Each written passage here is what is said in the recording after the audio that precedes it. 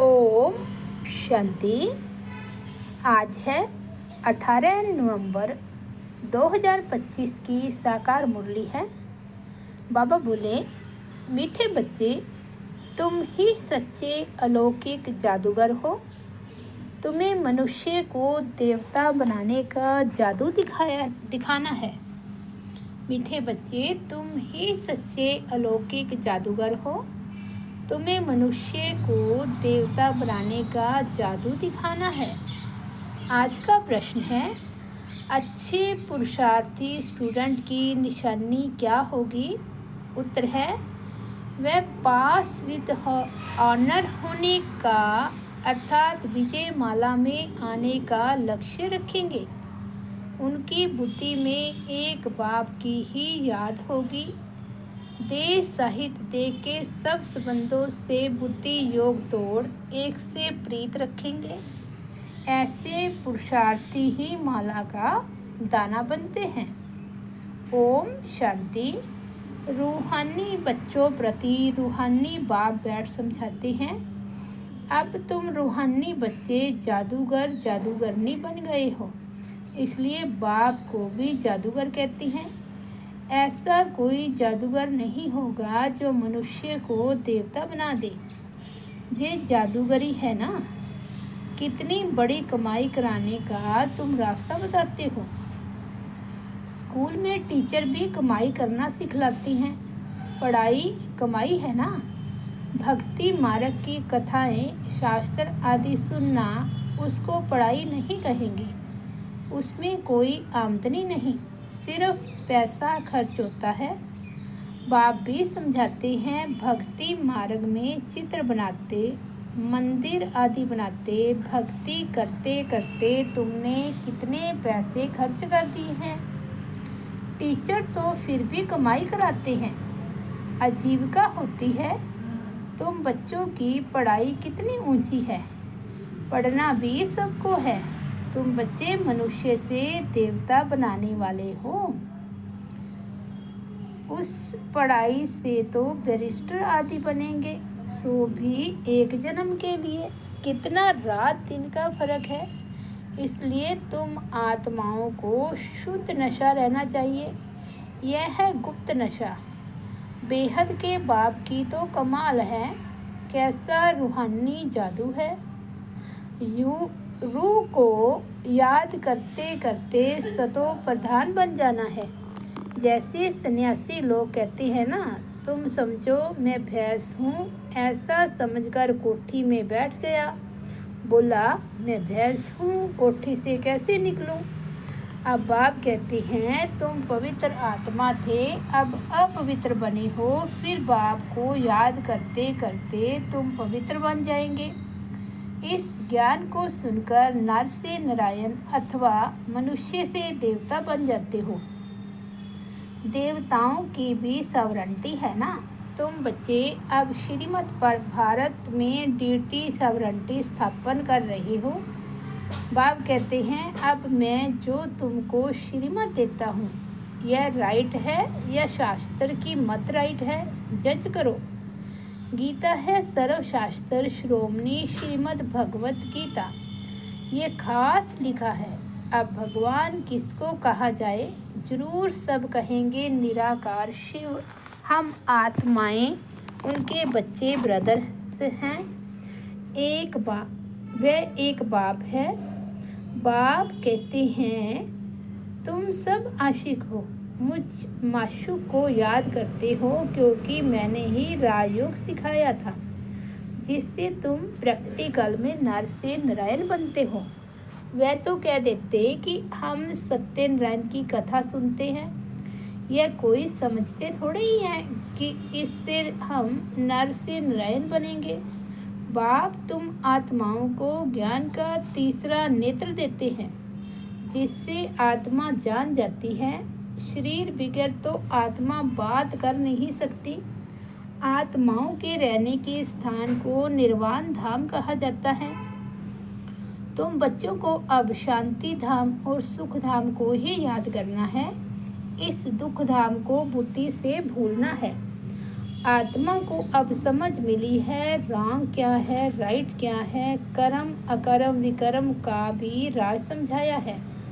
बाप बच्चों को ही समझाते हैं और बच्चे ही जानते हैं, और मनुष्य तो बाप को ही नहीं जानते। बाप कहते हैं यह भी ड्रामा बना हुआ है। रावण राज्य में सबके कर्म विकर्म ही होते हैं। सतयुग में कर्म अकर्म होते हैं। कोई पूछे वहाँ बच्चे आदि नहीं होते? बोलो, उसको कहा ही जाता है वॉइसलेस वर्ड। तो वहाँ ये 5 विकार कहाँ से आए? यह तो बहुत सिंपल बात है। यह बाप बैठ समझाते हैं, जो राइट समझते हैं वे तो झट खड़े हो जाते हैं। कोई नहीं भी समझते हैं, आगे चल समझ में आ जाएगा। क्षमा पर पतंगे आते हैं, चले जाती हैं, फिर आती हैं। यह भी क्षमा है, सब जलकर ख़त्म होनी है। यह भी समझाया जाता है, बाकी क्षमा कोई है नहीं, वह तो कॉमन है। क्षमा पर पतंगे बहुत जलते हैं। दीपावली पर कितने छोटे छोटे मच्छर निकलते हैं और ख़त्म हो जाते हैं। जीना और मरना बाप भी समझाते हैं। पिछाड़ी में आकर जन्म ले और मर जाएं, वे तो जैसे मच्छरों मिसल हो गए। बाप वर्षा देने आए हैं तो पुरुषार्थ कर पास विद ऑनर होना चाहिए। अच्छे स्टूडेंट बहुत पुरुषार्थ करते हैं। यह माला भी पास विद ऑनर्स की ही है। जितना हो सके पुरुषार्थ करते रहो।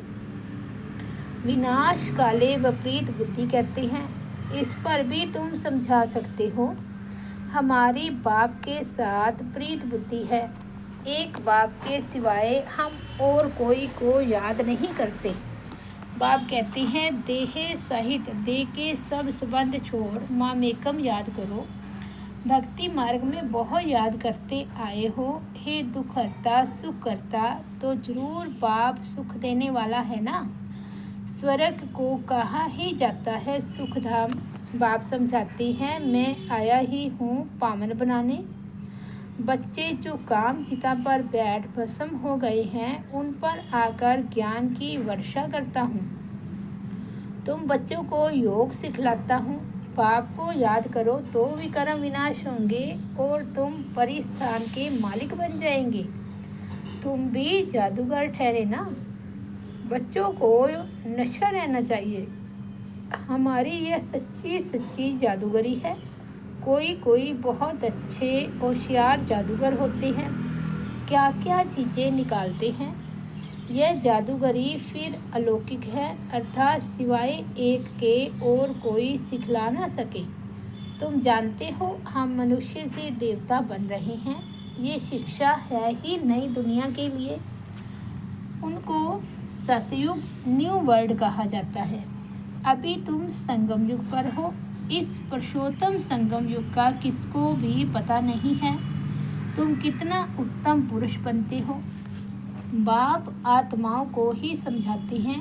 क्लास में भी तुम ब्राह्मणियाँ जब बैठती हो तो तुम्हारा काम है पहले पहले सावधान करना। भाइयों बहनों, अपने को आत्मा समझकर बैठो। हम आत्मा इन ऑर्गन्स द्वारा सुनते हैं। 84 जन्म का राज भी बाप ने समझाया है। कौन से मनुष्य 84 जन्म लेते हैं? सब तो नहीं लेंगे, इस पर भी कोई का ख्याल नहीं चलता है। जो सुना वे कह देते हैं सत्य। हनुमान पवन से निकला सत्य। फिर दूसरों को भी ऐसी ऐसी बातें सुनाते रहते हैं और सत्य सत्य करते रहते हैं। अभी तुम बच्चों को राइट और रॉन्ग को समझने की ज्ञान चक्षु मिली है, तो राइट कर्म ही करना है। तुम समझाते भी हो। हम बेहद बाप से यह वर्षा ले रहे हैं। तुम सब पुरुषार्थ करो। वह बाप सभी आत्माओं का पिता है। तुम आत्माओं को बाप कहते हैं अब मुझे याद करो, अपने को आत्मा समझो। आत्मा में ही संस्कार हैं। संस्कार ले जाते कोई का नाम छोटेपन में बहुत हो जाता है तो समझा जाता है इसने अगले जन्म में ऐसे कोई कर्म किए हैं, कोई ने कॉलेज आदि बनाए हैं तो दूसरे जन्म में अच्छा पढ़ते हैं। कर्मों का हिसाब किताब है ना। सतयुग में विकर्म की बात ही नहीं होगी। कर्म तो जरूर करेंगे, राज्य करेंगे, खाएंगे, परंतु उल्टा कर्म नहीं करेंगे। उनको कहा ही जाता है राम राज्य, यहाँ है रावण राज्य। अभी तुम श्रीमत पर राम राज्य स्थापन कर रहे हो। वह है नई दुनिया। पुरानी दुनिया पर देवताओं की परछाई नहीं पड़ती है। लक्ष्मी का जड़ चित्र उठाकर रखो तो परछाई पड़ेगी, चैतन्य की नहीं पड़ सकती। तुम बच्चे जानते हो सबको पुनर्जन्म लेना ही पड़े। नार की कंगनी, कुएं से पानी निकालने की एक विधि है। बाबा कहते नार की कंगनी होती है ना, फिरती रहती है, यह भी तुम्हारा चक्कर फिरता रहता है। इस पर ही दृष्टांत समझाए जाते हैं। पवित्रता तो सबसे अच्छी है। कुमारी पवित्र है, इसलिए सब उनके पांव पड़ते हैं। तुम हो प्रजापिता, ब्रह्मा, कुमार, कुमारियाँ। मेजॉरिटी कुमारियों की है, इसलिए गायन है कुमारी द्वारा बाण मरवाए। ये है ज्ञान बाण। तुम प्रेम से बैठ समझाते हो। बाप सतगुरु तो एक ही है, वह सर्व का सदगति दाता है। भगवानो वाच मन मना भव, यह भी मंत्र है ना। इसमें ही मेहनत है। अपने को आत्मा समझ बाप को याद करो। ये है गुप्त मेहनत। आत्मा ही तमो प्रधान बनी है, फिर सतो प्रधान बनना है। बाप ने समझाया है आत्माएं और परमात्मा अलग रहे बहुकाल। जो पहले पहले बिछड़े हैं मिलेंगे भी पहले उनको। इसलिए बाप कहते हैं लाडले सिकिलते बच्चों। बाप जानते हैं कब से भक्ति शुरू की है। आधा आधा है, आधा कल्प ज्ञान, आधा कल्प भक्ति। दिन और रात 24 घंटा में भी 12 घंटे AM और 12 घंटे PM होता है। कल्प भी आधा आधा है। ब्रह्मा का दिन, ब्रह्मा की रात, फिर कलयुग की आयु इतनी लंबी क्यों दे देते हैं? अभी तुम राइट रॉन्ग बतला सकते हो। शास्त्र सब हैं भक्ति मार्ग के। फिर भगवान आकर भक्ति का फल देते हैं। भक्तों का रक्षक कहा जाता है ना। आगे चल तुम सन्यासियों आदि को बहुत प्यार से बैठ समझाएंगे। तुम्हारा फार्म तो वे भरेंगे नहीं, माँ बाप का नाम लिखेंगे नहीं। कोई कोई बताते हैं बाबा जाकर पूछते थे क्यों संन्यास किया, कारण बताओ। विकारों का संन्यास करते हैं तो घर का भी संन्यास करते हैं।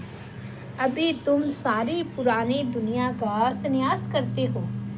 नई दुनिया का तुमको साक्षात्कार करा दिया है। वह है voiceless word, heavenly God father है, हेवन स्थापन करने वाला, फूलों का बगीचा बनाने वाला। कांटों को फूल बनाते हैं। नंबर 1 कांटा है काम, कटारी। काम के लिए कटारी कहते हैं। क्रोध को भूत कहेंगे। देवी देवताएं डबल अहिंसक थे। निर्विकारी देवताओं के आगे विकारी मनुष्य सब माथा टेकते हैं। अब तुम बच्चे जानते हो हम यहाँ आए हैं पढ़ने के लिए। बाकी उन सत्संगों आदि में जाना वह तो कॉमन बात है। ईश्वर सर्वव्यापी कह देते हैं। बाप कभी सर्वव्यापी होता है क्या? बाप से तुम बच्चों को वर्षा मिलता है। बाप आकर पुरानी दुनिया को नई दुनिया स्वर्ग बनाते हैं। कई तो नरक को नरक भी नहीं मानते हैं। साहूकार लोग समझते हैं फिर स्वर्ग में क्या रखा है। हमारे पास धन, महल, विमान आदि सब कुछ है। हमारे लिए यही स्वर्ग है।